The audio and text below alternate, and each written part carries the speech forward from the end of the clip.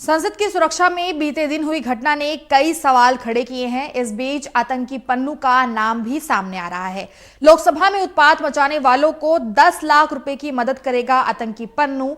संसद पर हमले की दी थी धमकी, ऐसी खबरें अब सामने आने लगी हैं। संसद हमले की बरसी के मौके पर संसद भवन की सुरक्षा में चूक का एक बड़ा मामला बीते दिन ही आपको बताएं कि सामने आया, जिसके बाद से कई सारे सवाल सांसदों के बीच में भी है, राजनीतिक चेहरों के बीच में भी हैं और यहां तक कि आम जनता के बीच में भी हैं कि आखिर संसद जिसकी सुरक्षा एक कड़ी हाईटेक सिक्योरिटी के बीच होती है, वहां पर इस तरीके की घटना का घटित होना कितना जायज है। लोकसभा की कार्रवाई के दौरान दर्शक दीर्घा से 2 युवक सदन में कूद गए और यहां उन्होंने हंगामा किया। बता दें कि 6 फॉर जस्टिस के जनरल काउंसिल और आतंकवादी गुरपतवंत पन्नू ने इसमें शामिल विद्रोहियों के लिए 10 लाख रुपए की कानूनी सहायता की घोषणा की है।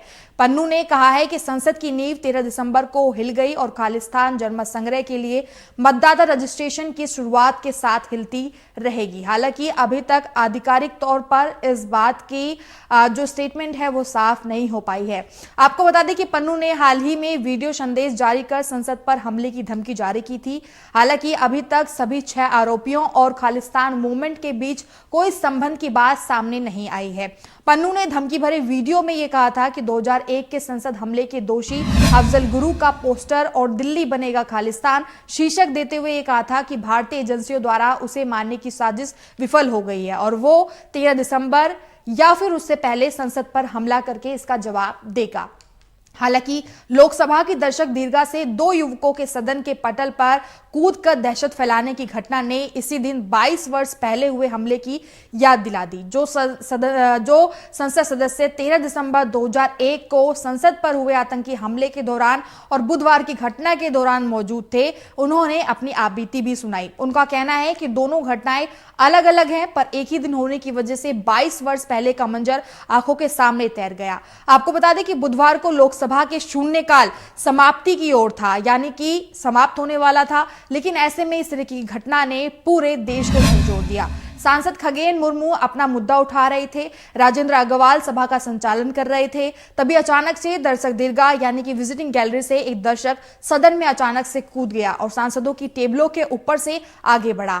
हतप्रभ अग्रवाल ने सदन स्थगित कर दिया। सांसदों ने भी इस घटना को देख दर्शक को घेर लिया और उसकी जमकर पिटाई भी की।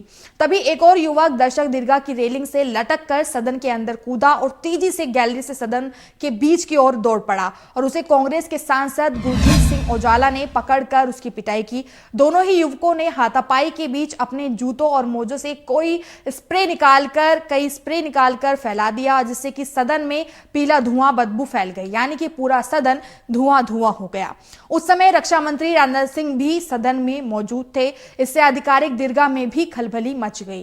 तब तक सुरक्षाकर्मी अंदर आए और दोनों को पकड़कर ले गए, लेकिन जाते जाते भी सांसदों ने दोनों की धुनाई की। बता दें बाद में इनकी पहचान सागर शर्मा और मनोरंजन के रूप में हुई है, जो कि पार्लियामेंट के अंदर मौजूद थे।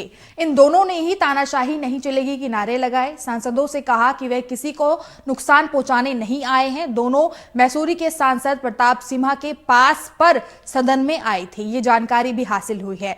फिलहाल मामले में दिल्ली पुलिस ने स्पेशल सेल ने यूपीए धारा के तहत मामला दर्ज किया है और गहनता के साथ जो जांच पड़ताल है वो जारी है। लेकिन देखना अब ये होगा कि क्या 13 दिसंबर को घटित हुई इतनी बड़ी घटना किस एंगल से अंजाम दी गई है या फिर इसके पीछे क्या कारण रहा है। जितने भी अपराधियों को पकड़ा गया है वो किसी और उद्देश्य से संसद के अंदर पहुंचे थे या फिर सदन स्थगित करने का उद्देश्य था या फिर इसके अलावा कुछ बड़ा जो मोटिव है वो इस पूरी घटना के तहत रखा गया था, जो कि विफल रहा है। तमाम सवालों के साथ अभी एसआईटी की टीम पूरे मामले में जांच में जुटी है, जिसके साक्ष्य जल्द ही लोगों के सामने आ जाएंगे।